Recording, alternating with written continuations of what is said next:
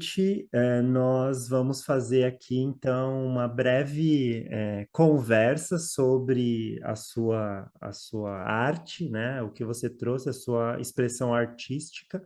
E a gente quer começar essa conversa agradecendo a sua participação e garantindo para você que você vai receber já o certificado assim que você terminar o planner por completo, ou seja, terminando o caderno 4, você já vai receber o seu certificado, porque você está, assim, 85% é, já plenamente é, pronta para receber o seu certificado do curso, as suas horas, né, desse nosso curso aberto. E a gente agradece muito e espera que tenha sido proveitoso e que tenha expandido um pouco mais o seu caminho aí de autoconhecimento. Obrigada, Ruth, pela sua assiduidade e dedicação nesse trabalho. Foi muito bonito ver, o seu processo. Você pôde compartilhar aí com a gente tudo que você disponibilizou, agregou bastante nas nossas reflexões, e a gente espera que outras pessoas possam compartilhar também para agregar também nas suas. Aí a gente vai começar falando da primeira produção que a Ruth postou no nosso grupo, que foi esse desenho que ela nomeou, ela descreveu como o encontro com a roda, a busca de si, sonhos e desejos do interior da alma. E aí a nossa abordagem aqui, a forma com que a gente vai abordar a produção de vocês sempre aqui, é trazendo alguns símbolos, imagens, contos, mitologia que possa agregar e auxiliar vocês a expandir a imagem. E a gente vai sempre trazer algumas propostas que ficam em aberto, como perguntas reflexivas, perguntas geradoras de algum tipo de questionamento que gere um aprofundamento nesse nosso caminho de autoconhecimento. Então, a gente não vai trazer respostas, a gente vai só trazer mais perguntas, só que com uma direção bacana e que expanda os símbolos, né? No ponto de vista simbólico. E aí, um primeiro olhar aqui pode nos remeter aos contos de fadas, né? Não é só um conto de fadas que tem esse simbolismo da roda, que a gente pode olhar como uma roca de fiar, por exemplo, lá na Bela Adormecida. E aí aquela roca de fiar era a maldição da bruxa, que como forma de punir lá aquele reino por não ter aceitado a sombra, né? Então lá naquele momento os governantes tiveram a filha, convidou-se o reino todo, todas as criaturas mágicas, mas não convidou a bruxa, ou seja, a sombra daquele reino, que também pertence àquele reino, não foi convidada. E mesmo assim, a sombra ela aparece sem ser convidada. Então a sombra, né, a bruxa apareceu e ela ia matar, na verdade, ela ia tirar a vida dessa princesa. Mas as fadas, né, esse impulso bom, esse lado bom que existe, esse lado luminoso, ele encontrou, esse lado criativo, encontrou um jeito de reverter, e a última fada concedeu o desejo, então mudou aí esse final trágico para a criança e transformou aquela maldição, abrandou um pouco, né? Então, na verdade, ela vai dormir. Então, quando ela chegar na maioridade, ela vai se furar na roca de fiar e ela vai adormecer, assim como todo o reino. E um príncipe destemido poderá acordá-la novamente. E aí, por que que a gente está trazendo aqui esse conto de fadas? Para que você, Ruth, se pergunte em que etapa da história você poderia se colocar nesse momento da sua vida. Então, faça uma reflexão aí consigo mesma, se você se conectar com esse simbolismo da roca, e pense: se eu fosse a Bela Adormecida, em que etapa da história eu me encontraria? Eu seria a criança inocente que ainda nem sabe que a roca existe? Eu seria a menina que vai chegar à maioridade e que algo mais forte do que eu, o impulso me impele e faz com que eu chegue inexoravelmente até essa roca. É como se eu não escapasse de um destino inexorável. Ou eu já estou num estágio que eu já estou adormecida, num mundo mais interno e num mundo onde eu estou mais passiva enquanto energia do que ativa. Ou você não se conecta com nenhum desses estágios e você é o príncipe destemido que está ferozmente enfrentando a sombra e chegando nessa bela adormecida que é você também, para acordá-la com um beijo. Em que etapa você se encontra? Pensar nessa roda como a roca me traz a imagem do fio, né? Qual é o fio, então, dessa narrativa? Qual é o fio que conduz essa história? E esse fio, né, que é tecido pela fiandeira, ele pode, então, estar na mão das moiras. As moiras, as parcas, são as três fiandeiras, né, da mitologia greco-romana, e elas é que tecem o fio da vida. Elas representam o nosso passado, o nosso presente e o nosso futuro. Que deixa também o mesmo questionamento, em que eu estou vivendo? Eu estou vivendo o meu passado? Eu estou vivendo o meu presente? Ou eu estou vivendo o meu futuro? Qual é o momento que eu escolho estar desse fio? E essa é uma mitologia comum em diferentes culturas.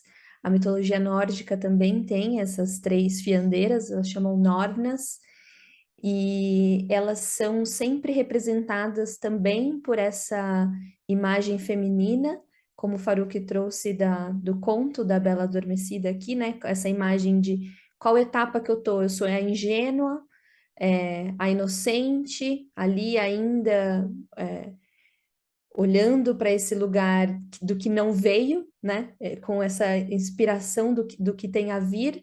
Eu sou aquela que é, está amargurada, que já passou do ponto, né? Que está velha, ou eu sou aquela que está plena no seu lugar de majestosa. E essa imagem tríplice também vai remeter aí à imagem de Hecate, né? A deusa tríplice, a deusa lunar, que traz também essas fases. Enfim, dá para expandir muito, muito esse símbolo, essa imagem. Então, Ruth, se você se conectou com algum deles, pega, embarca, vai atrás. E se você que está ouvindo, que viu o desenho da Ruth, que gostou de algo que a gente trouxe, se agarra no símbolo que te pegou na imagem que você fez, nossa, olha isso, né? E vai saber mais sobre ela, vai pesquisar que representações gráficas ela tem em diferentes culturas, em diferentes lugares, ou se foi esse conto, vai ler, vai ouvir ele em diferentes versões, vai assistir para se conectar aí com o que essa simbologia está trazendo e o que ela está despertando do seu inconsciente.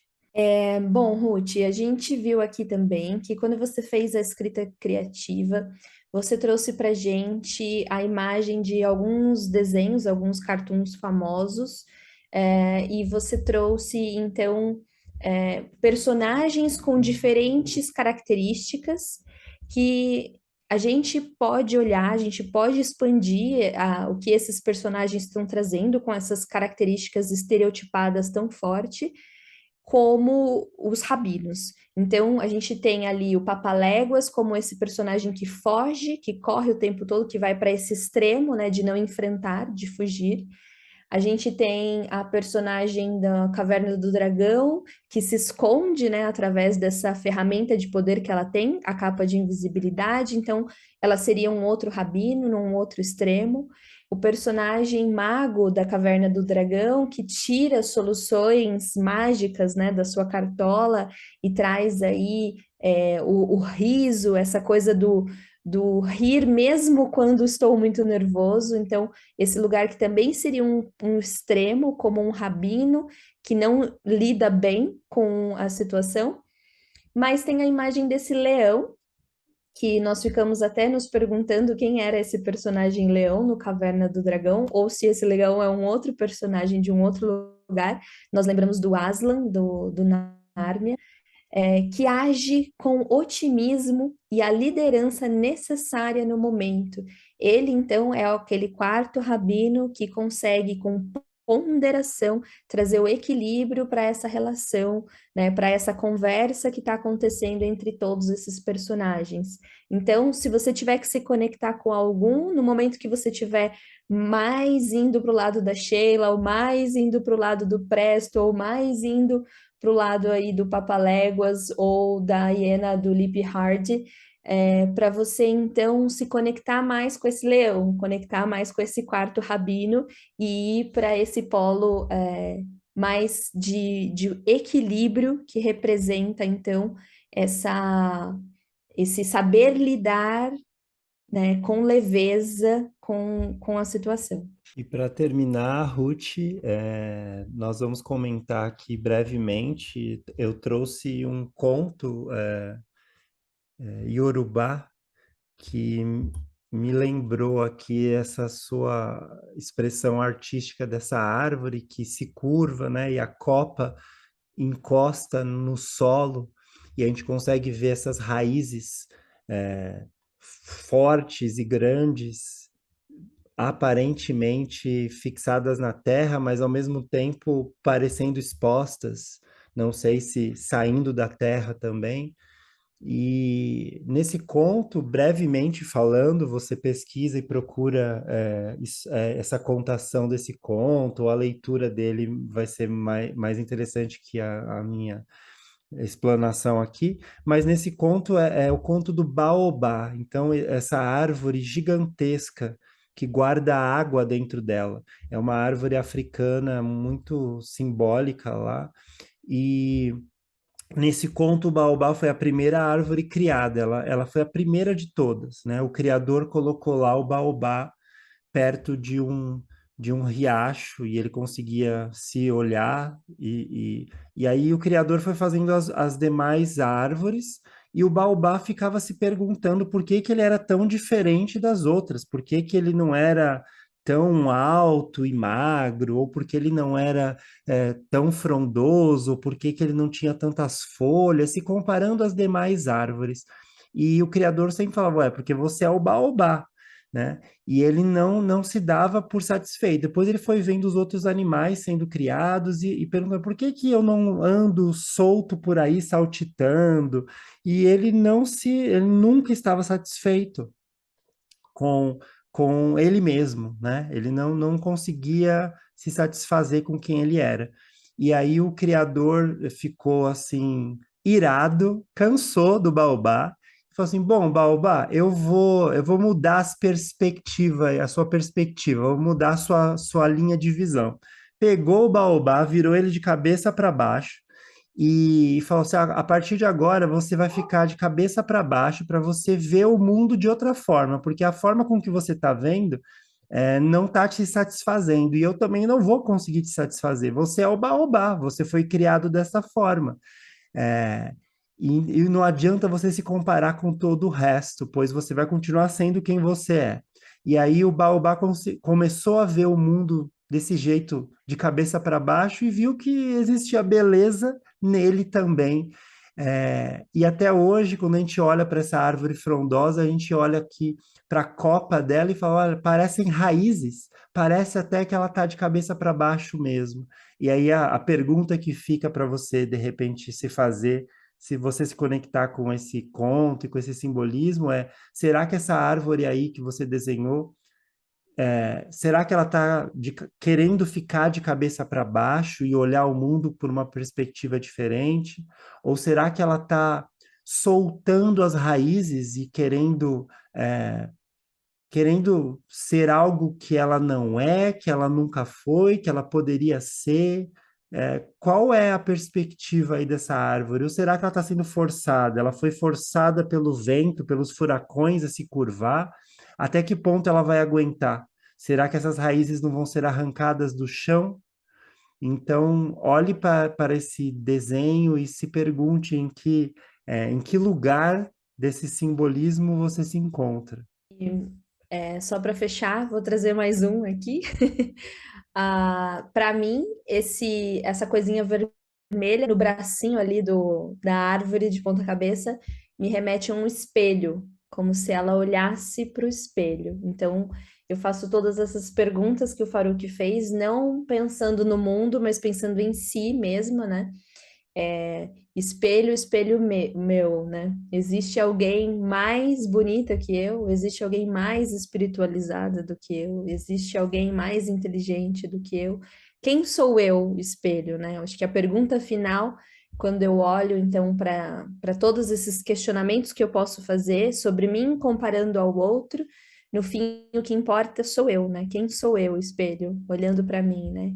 Que qual é o quem sou eu para descobrir qual é o meu caminho, a É, minha perspectiva? e acho que os simbolismos, né? O símbolo ele nunca termina. Ele é assim como no conto dos rabinos, né? Esse lugar que é o paraíso, que eu me deparo com algo tão grandioso que eu tenho que tomar cuidado quando eu volto para a consciência, quando eu acordo desse sonho de novo, o quanto disso eu trago de volta. E acho que para terminar tem um outro símbolo que eu ainda trago que se conecta com as raízes, que é aquela anedota do bambu, né? Nós identificamos como ah, um conto ou uma anedota que está ensinando alguma coisa para a gente, que é geralmente asiática, chinesa, japonesa, né? Essa questão do bambu demorar muito tempo para crescer para fora da terra porque ele está crescendo primeiro para dentro, então ele está enraizando primeiro. E é por isso que quando o vento está forte, o bambu é a única árvore que não é arrancada pela raiz. Ela se dobra, ela se curva, mas ela não se quebra, porque ela tem uma base muito sólida e muito forte, que pode se conectar aqui através da imagem da raiz com a ancestralidade, com todos que vieram antes de mim. E se essa árvore, ela se assemelha mais a qual árvore para você, Ruth? Ela está mais para o bambu que se curva, mas não se quebra e ninguém arranca pela raiz? Ou talvez ela precise ser mais flexível, porque esse tipo de árvore aí vai ser arrancado pela raiz se o vento for forte demais. Como é que está esse vento? Ele vem de onde? E ele está arrancando essa raiz. Espelho, espelho meu, que árvore sou eu? Gratidão aqui, Ruth. Nós gostamos muito dessa jornada com você. Foi muito bom entrar um pouquinho em contato com seus símbolos através da sua expressão. E ainda está aqui em aberto, pessoal. Nós estamos aqui mais um tempo com a jornada dos quatro rabinos aberta. Então, se vocês quiserem ter essa experiência de troca com a gente, fiquem à vontade para enviar as suas expressões artístico-expressivas, né, as suas produções artístico-expressivas para a gente poder construir essa partilha muito positiva e muito gostosa aqui de expansão de imagens e de símbolos. E coloque aí também as suas impressões e possíveis simbolismos da expressão da Ruth. Obrigada a todos. Essa partilha é um dos nossos pilares, é um dos pilares da Clarissa no livro Mulheres que Correm com os Lobos.